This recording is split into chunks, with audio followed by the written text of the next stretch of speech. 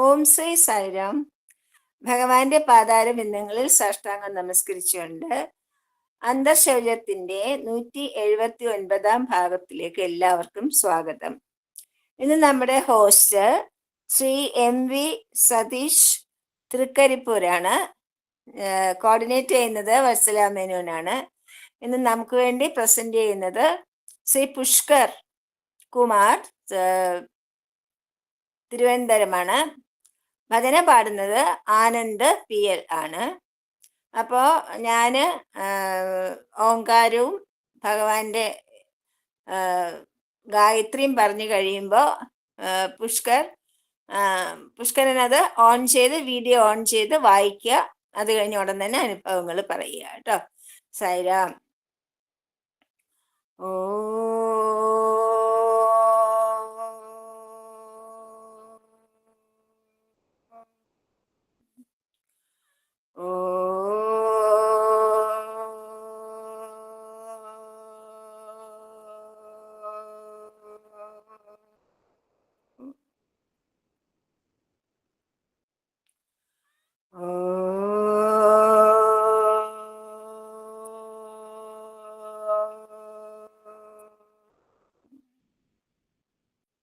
ഓം സാईश्वराय വിദ്മഹേ സത്യദേവായ ധീമഹി തന്നഃ സർവഃ പ്രചോദയാത്.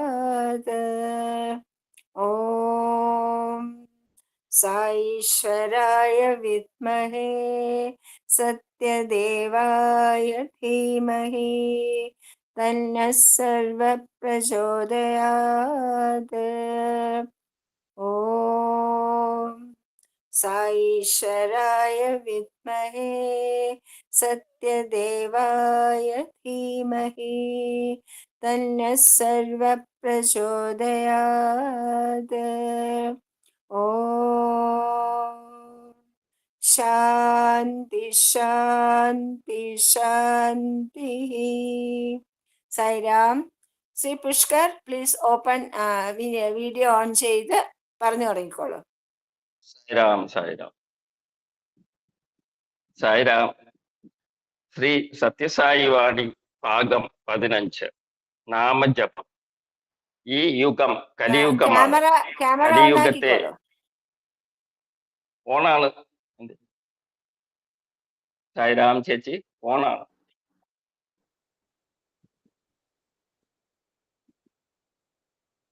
നാമജപം.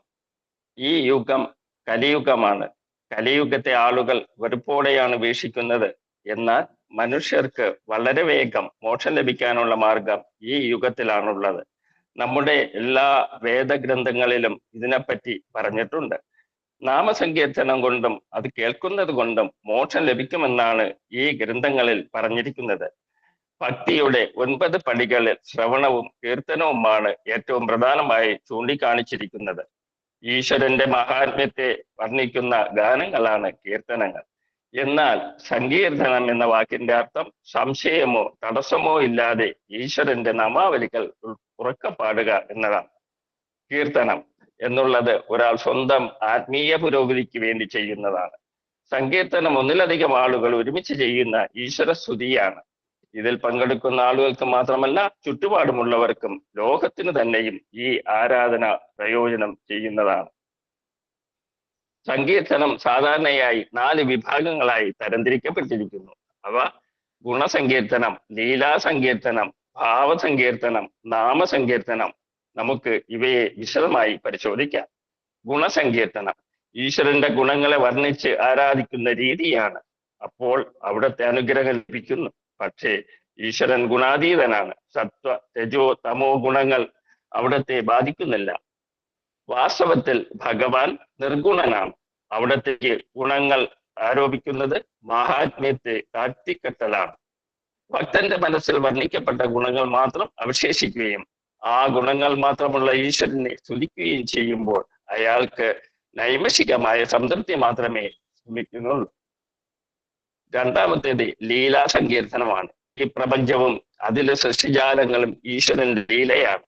അത് മാത്രമല്ല സ്ഥിതിലയങ്ങളും അവിടുത്തെ ലീലയാണ്. ഈശ്വരന്റെ ബഹുമുഖമായ ലീലകളെ എങ്ങനെയാണ് വർണ്ണിക്കാൻ കഴിയുക? അവ അനേക രൂപത്തിൽ നാം കാണുന്നു. ഈ ലീലകൾ കൊണ്ട് ഈ പ്രപഞ്ചം മുഴുവൻ ഒരു ദിവസം അപ്രത്യക്ഷമാകുമെന്ന് പോലും നമുക്ക് സങ്കല്പിക്കാം. ഈശ്വരസങ്കല്പം സർവശക്തമാണ്.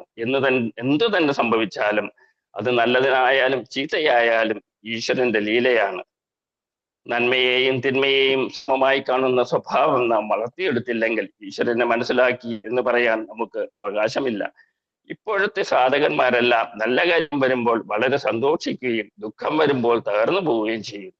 ഈ സൃഷ്ടി മുഴുവൻ ഈശ്വരന്റെ ദിവ്യ ലീലയാണെന്ന് നാം മനസ്സിലാക്കുമ്പോൾ അതിൽ ചിലത് നല്ലതും ചിലത് ചീത്തയുമാണെന്ന് വേർതിരിച്ച് നിർത്താനും നന്മയെ പറ്റി മാത്രം പൂർത്തിപ്പെടാനും ശ്രമിക്കുന്നത് നമ്മുടെ ദർശനത്തിന്റെ ബലഹീനതയാണ്. മൂന്നാമത്തേത് ഭാവസങ്കീർത്തനമാണ്. ഈ മാർഗം സ്വീകരിക്കുന്നവർ ഈശ്വരനെ 6 പ്രത്യേക ഭാവങ്ങളിൽ ആരാധിക്കുന്നു.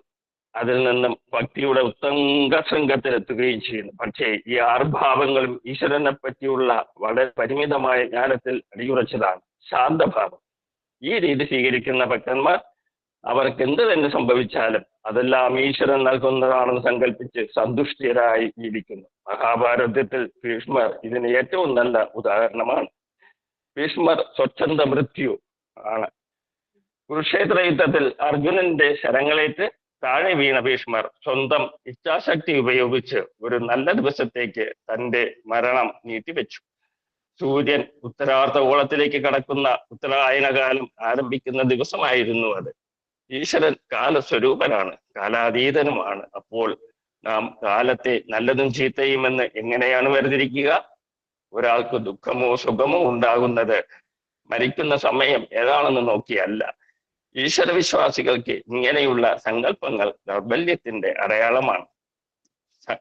സഖ്യഭക്തി.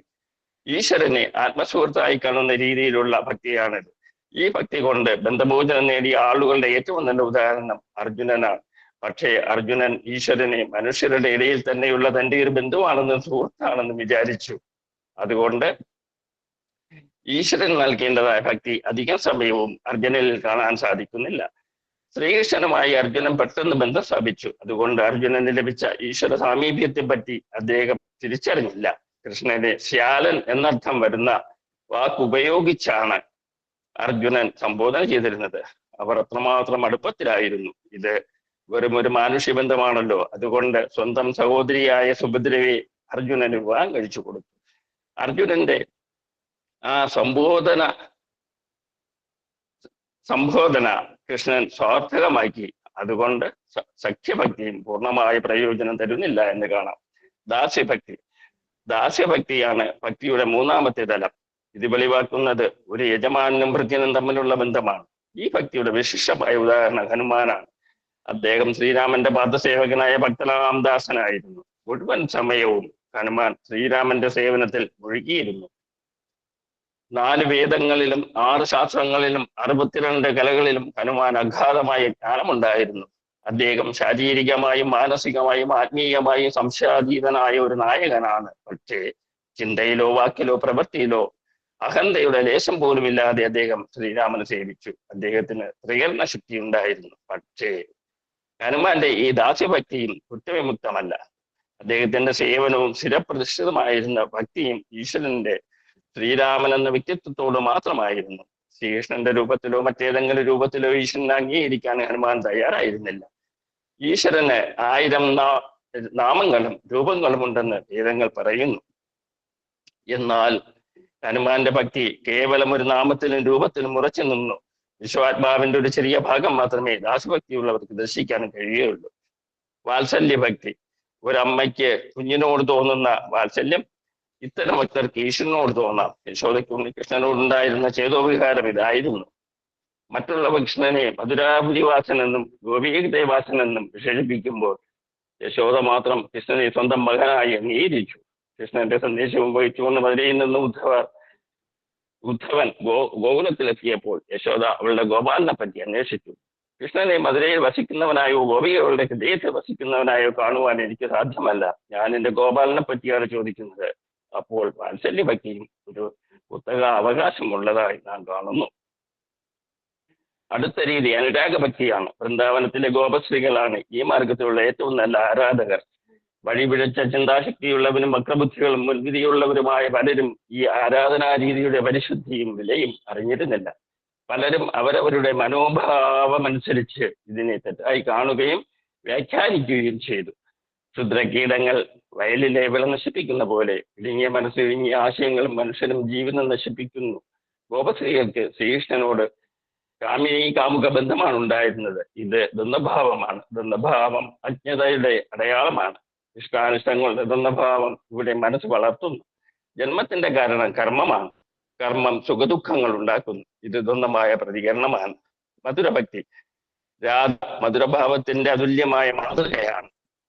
കൃഷ്ണന്റെ പേര് കേട്ടാൽ തന്നെ അവൾ അവർണ്ണനീയമായ ആനന്ദത്തിൽ മുഴുകും. പക്ഷേ ഈ മധുരഭക്തിയും ദ്വന്ദ്ഭാവമുള്ളതാണ്. അതുകൊണ്ട് ഭാവസങ്കീർത്തനം അതിന്റെ എല്ലാ രൂപത്തിൽ നോക്കിയാലും ഈശ്വരനെ പറ്റി പൂർണ്ണമായ ബോധം വരുത്തുന്നില്ല.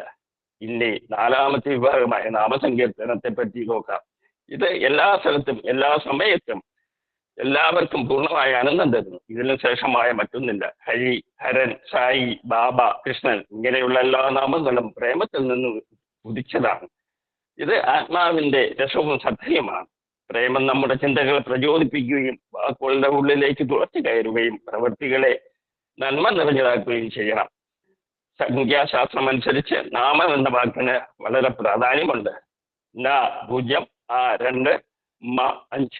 അപ്പോൾ ആകെ എണ്ണം 7 എന്ന് കിട്ടും. നാമസങ്കീർത്തനത്തിന് 7 കാര്യങ്ങൾ ആവശ്യമാണെന്ന് അത് സൂചിപ്പിക്കുന്നു. അവ ശ്രുതി, ലയം, രാഗം, താളം, ഭാവം, പ്രേമം, സംഹിത, സപ്തസ്വരങ്ങൾ, സപ്തർഷികൾ, ഒരാഴ്ചയുടെ 7 ദിനങ്ങൾ, സപ്താഹം, എല്ലാം ഈ 7 പറ്റി പ്രത്യേകം എടുത്തു പറയാൻ സാധിക്കും. രാഗം, സ്വരം, താളം, ഭാവം, ഈശ്വര സാക്ഷാത്കാരം ഇവയിൽ ഊന്നൽ കൊടുത്തുകൊണ്ട് വേണം നാമസങ്കീർത്തനം ചെയ്യേണ്ടത്. പാട്ടുപാടാൻ വേണ്ടി മാത്രമായിട്ട് ഇത് ചെയ്യരുത്. രാഗം ഉത്ഭവിക്കുന്നത് ഹൃദയത്തിൽ നിന്നും യഥാർത്ഥമായ പ്രേമത്തിൽ നിന്നുമായിരിക്കണം. ഇത് ഒരു തപസ് തന്നെയായിട്ട് മനസ്സിലാക്കണം. ഇങ്ങനെയുള്ള സാധകന്മാരിൽ നിന്നും ഉയരുന്ന സങ്കീർത്തനം വ്യക്തികളെയും സമൂഹത്തിനെയും മാത്രമല്ല ലോകത്തെ തന്നെയും എല്ലാ ദുഃഖങ്ങളിൽ നിന്നും മോചിപ്പിക്കും.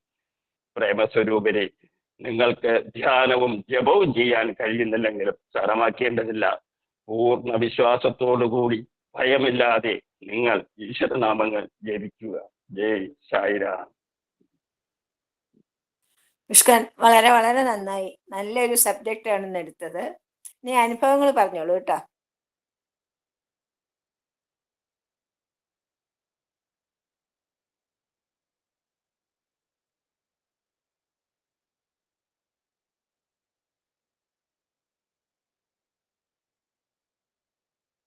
സായിരാം.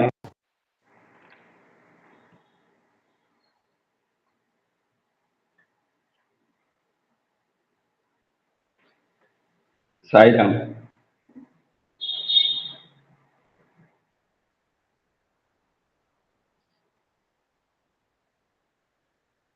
2002 തിരുവനന്തപുരം ജില്ലയിൽപ്പെട്ട അമ്പലമുക്ക് സമിതിയുടെ കീഴിൽ കുടപ്പനക്കുന്നൊരു മണ്ഡലി ഇനാഗുറേഷൻ ബഹുമാനപ്പെട്ട ജ്യോതിലാൽ സാർ ഉദ്ഘാടനം ചെയ്യാനെത്തിയതും അന്ന് അപ്രതീക്ഷിതമായിട്ടെങ്കിലും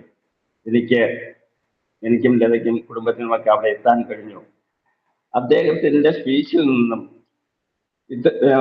കിട്ടിയ അനുഭവങ്ങളും അതിൽ പെട്ട കാര്യങ്ങളുമായിട്ട് ഞാൻ മുന്നോട്ട് പോവുകയും അങ്ങനെ സ്വാമി എന്താണ്, സ്വാമി ആരാണ്, അന്നും ഞാൻ അതിന് തൊട്ടു മുമ്പ് പോലും ഞാൻ ഭഗവാൻ കളിയാക്കിയിരുന്ന ഒരു കാലമായിരുന്നു. പക്ഷേ അന്ന് തിരുവനന്തപുരം ജില്ലാ കളക്ടറായിരുന്ന ജ്യോതിലാൽ സാറിൻ്റെ അനുഭവങ്ങളും അദ്ദേഹത്തിൻ്റെ കുടുംബത്തിൻ്റെ അനുഭവങ്ങളും വളരെ നല്ല രീതിയിൽ അവതരിച്ച് അപ്പോൾ എന്താണ് സ്വാമി എന്നെനിക്ക് അറിയാൻ കഴിഞ്ഞു.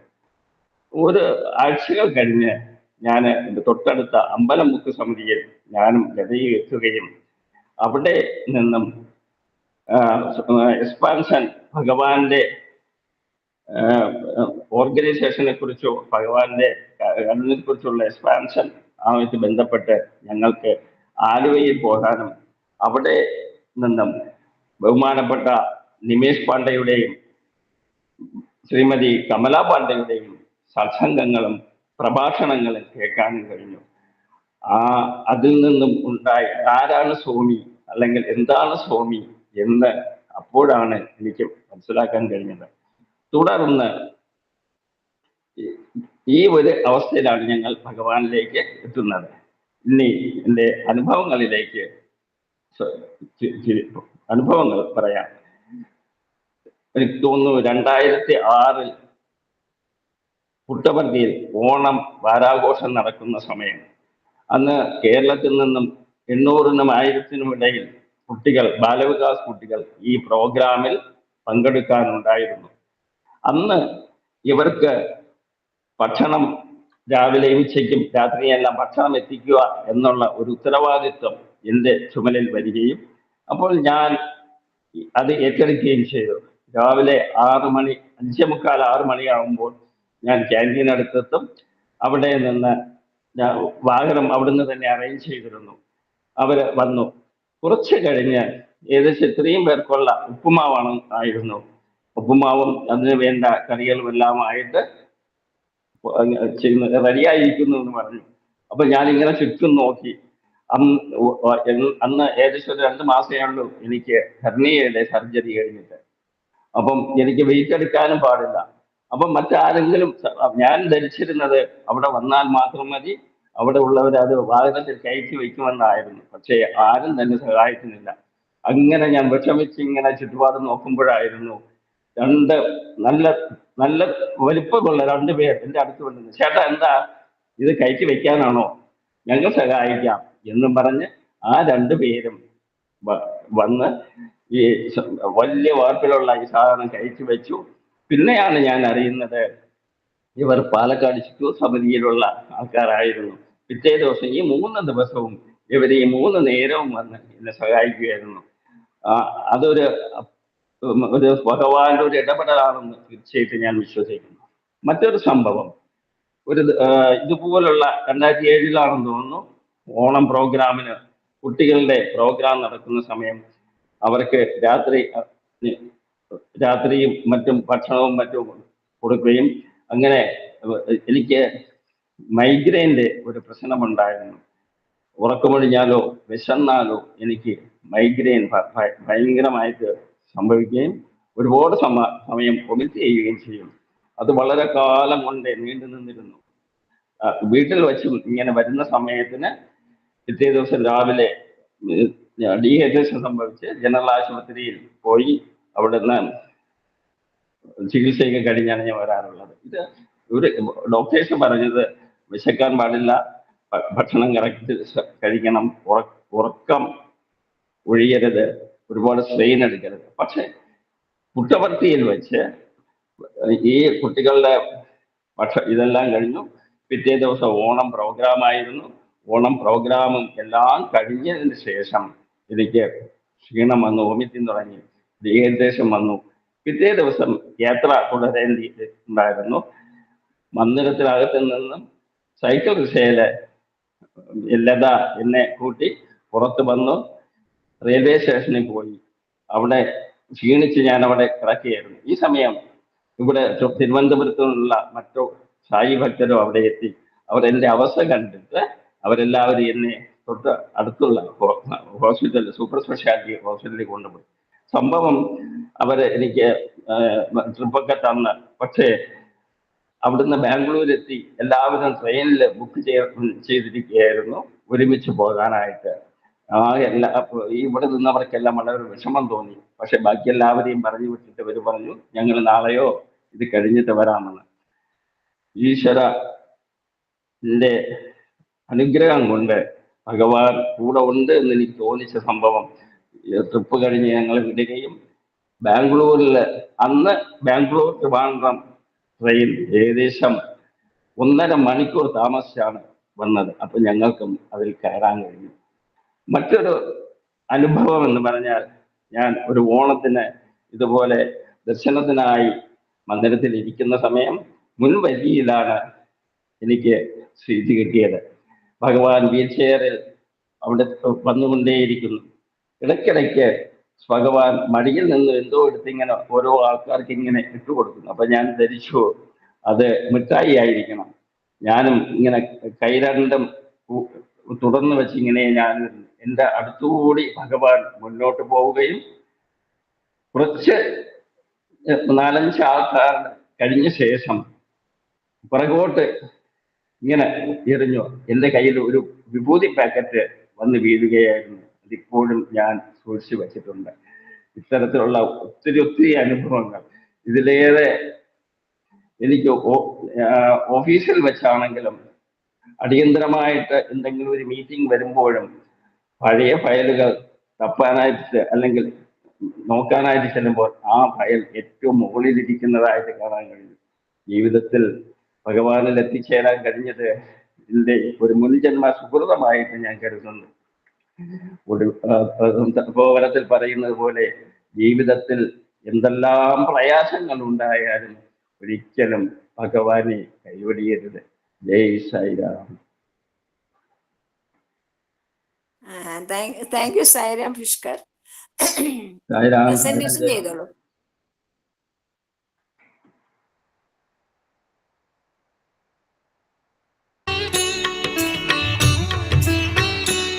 ఒకనాడు ఒక ఐఏఎస్ ఆఫీసరు క్యాంప్ వేశాడు ఒక తాలూకాకు. One IAS officer came on a camp to a taluk. ఆ యొక్క క్యాంప్ యొక్క ఇంటి లోపల చాలా భూతాలు ఉన్నాయని అందరూ బెదిరిస్తూ వచ్చారు. And all people said, don't go anywhere near that house because full of demons. Sir, మీరు తెల్ల శరీరం వారు, మీకు అది కనిపించదు, నల్లని శరీరం వారికి అంత కనిపిస్తుంది, అందులో భూతములు ఉంటున్నాయి అని ప్రశ్నించారు. Everybody said, sir, you are a white man, you cannot see demons there in that house, only we can see that, don't go anywhere near it. ఏంటి అందరూ ఇదే విధంగా చెప్తున్నారు? ఈ ఇంటిలో పిశాచం ఉంటుండదా, ఎట్ట ఉందో చూస్తామన్నారు. And this white man wanted to really see that demon there. ఒక లైట్ తీసేశాడు, చిన్నది బెడ్ లైట్ పెట్టుకున్నాడు. He had switched off the main light and he was carrying a small lamp. ఆ బెడ్ లైట్ లోపల నుంచి తాను మేలుకున్నాడు పాపం. And he got up. కాలు పైన కాలు వేసుకొని తాను ఏదో విచారం చేస్తూ అల్లాడిస్తూ ఉంటున్నాడు. He sat cross-legged, moving both the legs. దాని నీడ గోడ పైన కనిపించింది. And the very shadow was seen on the wall there. అది కూడా ఏదో ఆడుతూ ఉండినట్టుగా కనిపించింది. And he could see both the legs moving in front of him. కానీ ఈ అజ్ఞాని యోచించాడు, అదిగో వచ్చింది దయ్యం. Now this fool thought, now there is that evil spirit. దాన్ని పట్టి కొట్టాలి. I should catch hold of it. అన్నాడు. పక్కన ఉన్నటువంటి పిస్టల్ తీసుకున్నాడు, దాన్ని కొట్టాడు. And he caught hold of the pistol and shot it. కట్ట కనపడి తన వేలే పోయింది. And ultimately what happened? He lost his own. ఈ విధంగా తన నీడను చూసి తాను భ్రమించి he is deluded by సమస్త బాధలకు కూడా గురి అవుతుంటాడు మానవుడు. And man suffers being deluded. మనం తప్ప ప్రపంచంలో ఏది కూడా లేదు. In fact, nothing exists other than you. సర్వులు కూడా దైవ స్వరూపులే. All are essentially divine.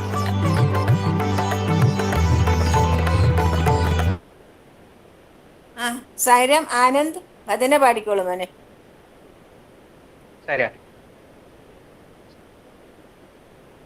Ramchandra रघुवीरा